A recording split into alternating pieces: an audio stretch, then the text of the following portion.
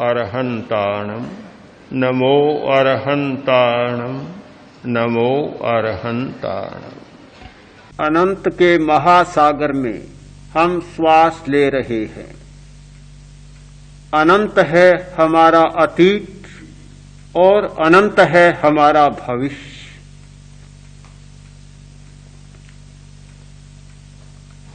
सब कुछ अनंत ही अनंत, सत्य भी अनंत है। इसीलिए अतीत में सत्य खोजा गया और भविष्य में भी सत्य खोजा जाएगा।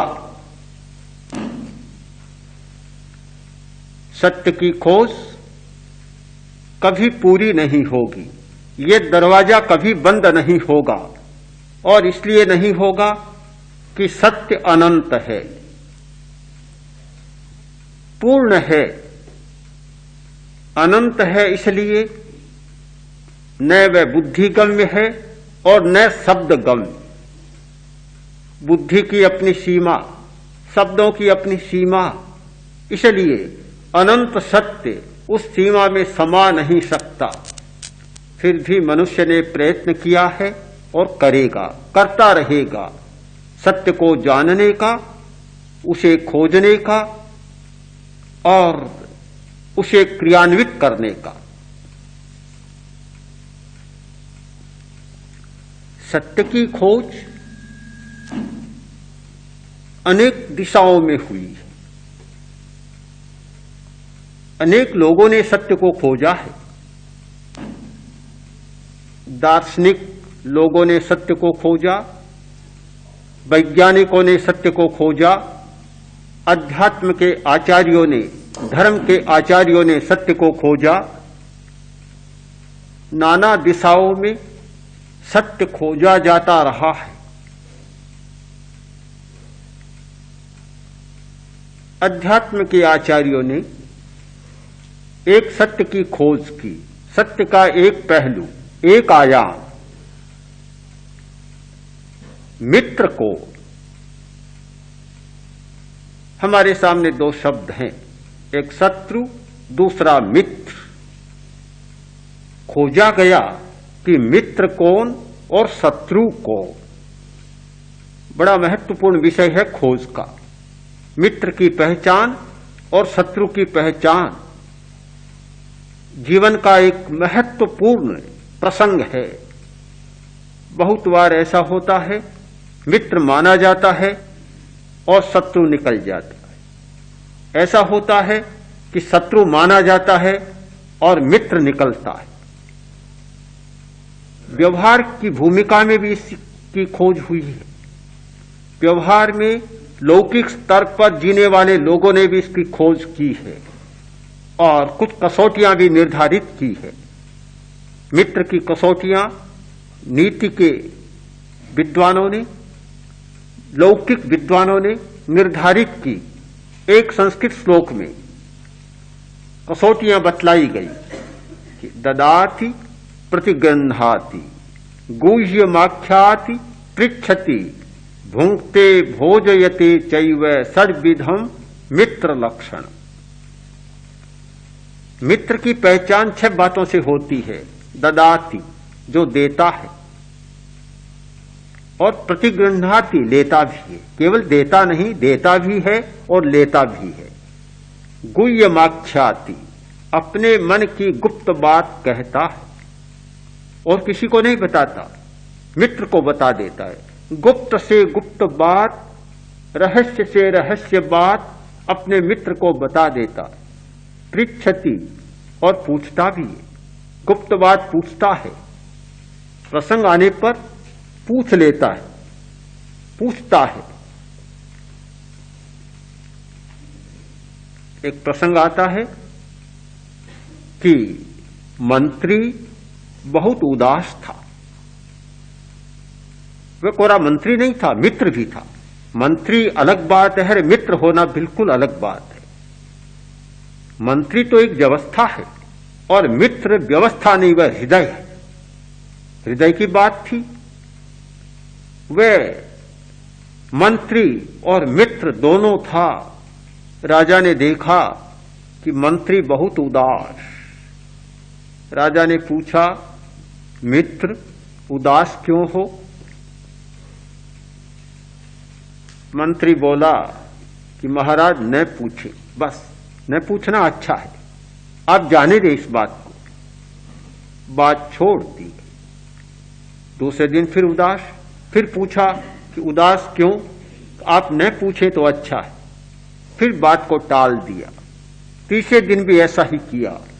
आखिर एक दिन राजा ने बिल्कुल आग्रह किया, हट पकड़ ली कि तुम्हें बताना होगा, या तो बताओ, और नहीं बताते हो तो ये मित्र का रिश्ता तोड़, संबंध तोड़ो। मित्र हो और फिर छिपाते हो, बताते नहीं हो, ये कैसे होगा? मंत्री बोला, महाराज बात कुछ ऐसी है कि न कहने जैसी, न कहने जैसी है, कहा नहीं जा सकता। सब बातें वाच्य नहीं होती। कभी कभी मित्र के सामने भी कोई बात अवाच्य हो जाती है। राजा बोला, तब मित्रता नहीं, यह मैत्री का संबंध है कि जहां कुछ छिपाव नहीं होता।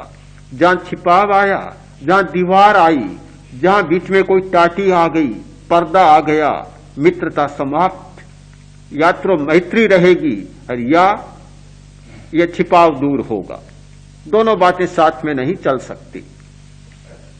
राजा ने बहुत आग्रह किया, इतना आग्रह किया कि तुम्हें बताना ही होगा। अब बड़ी समस्या थी, का कहे, कहा न जाए, कहे क्या, कहा नहीं जा सकता, ऐसी कोई बात थी। पर राजा का इतना आग्रह, उसे टालना भी मुश्किल हो गया। आखिर मैत्री दांव पर आ गई, या तो मैत्री रहेगी या टूटेगी। तब दबी जवान बंद होठ से मंत्री बोला कि महाराज बात यह है कि कहते कहते गला रुंध जाता है, कंठ सुस्त जाता है, आंखें नीचे झुक जाती है शर्म से। क्या कहूं? पर आपने इतना आग्रह कर लिया, एक बाल हठ या स्त्री हठ जैसा आपने कर लिया। अब बात को टाल भी नहीं सकता। बात यह है कि आपने जिस कन्या से शादी की, जिसे महारानी बनाया, उसे मैं अपनी पत्नी बनाना चाहता था। अब देखिए कितनी कठिन बात है कि महारानी को मैं अपनी पत्नी बनाना चाहता था। मंत्री कहता है, गुह्यमाख्याति पृच्छति, ये बात शायद किसी को नहीं बताता, किंतु जहां मैत्री का प्रसंग आया, प्रश्न आया, वहां मौन खोलना पड़ा और मंत्री ने अपने मन का भाव सारा उगल दिया, न कहने की बात कह दी। प्रसंग बहुत लंबा है और किस प्रकार मैत्री का निर्वाह हुआ है, किस प्रकार राजा ने अपनी महारानी को मंत्री के पास भेजा है और किस प्रकार मंत्री ने महारानी को सही सलामत विदा किया है। लंबी कहानी है, पूरी कहानी में अभी जाने का हमारा प्रसंग नहीं है। पर मैं जो कह रहा था कि गुह्यमाख्याति पृच्छति, अपनी गुप्त से गुप्त बात मित्र को बता देता है और पूछ लेता है। मंत्री को बताना हुआ और राजा ने पूछा, पूछता भी है, बताता भी है। मैत्री की 4 कसौटियां, 4 पहचान। 5वीं भोंकते, मित्र के घर खाता है और भोजयते, मित्र को अपने घर खिलाता है। ये 6 लक्षण बतलाए हैं नीति शास्त्र में, मित्रता के, प्रीति के और प्रेम के। ये व्यवहार की कसौटियां, व्यवहार की भूमिका पर स्थूल पर्याय का आकलन होता है, चिंतन होता है। यह मैत्री का लौकिक स्वरूप। अध्यात्म के आचार्यों ने मित्रता पर विचार किया, मित्रता को खोजा, तो वहां तो देने लेने वाली बात आती नहीं है। अध्यात्म में क्या दे क्या ले, ज्ञान दे तो शिष्य बन गया, मित्र नहीं होगा, फिर वह शिष्य बन जाता है। किसी को ज्ञान दिया देने वाला गुरु और लेने वाला शिष्य बन गया। लिया तो गुरु बना लिया। गुप्त बात अध्यात्म के क्षेत्र में होती नहीं, सारा रिजू रिजू, स्पष्टता स्पष्टता। अध्यात्म में छिपाव जैसी बात होती नहीं। और सबसे पहले माया का प्रतिबंध है कि जहां माया है वहां धर्म नहीं, और जहां धर्म है वहां माया नहीं। ये मायाचार, कपट, प्रवंचना, छलावा सब व्यवहार की भूमिका पर चलता है। जहां शुद्ध अध्यात्म की भूमिका आई, समाप्त हो जाती है सारी बातें। और जहां सारी बातें समाप्त होती है वहीं अध्यात्म का प्रारंभ बिंदु है। अन्यथा अध्यात्म के आरंभ बिंदु को खोजा नहीं जा सकता। तो कोई कुछ ऐसा है नहीं, तो फिर मित्र किसे माना जाए? गहरे में उतरकर अध्यात्म के आचार्यों ने मित्र की पहचान शुरू की। मित्र को जाना कि मित्र को खोजते खोजते निष्कर्ष पर पहुंच गए। खोजा, व्यवहार की भूमिका उन्हें पसंद नहीं आई।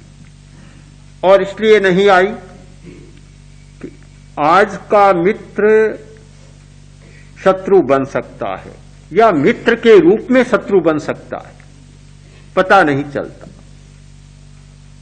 और मित्र होकर मित्रता का काम करता है, किंतु भीतर में शत्रुता भी पल जाती है।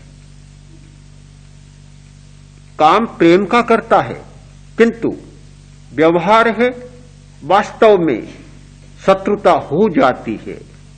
एक व्यवहार की भूमिका, एक वास्तविकता की भूमिका, एक व्यवहार का सत्य और एक निश्चय का सत्य। अध्यात्म के आचार्यों ने निश्चय सत्य की भूमिका को खोजा। व्यवहार की भूमिका में उन्हें कठिनाइयां मालूम थी,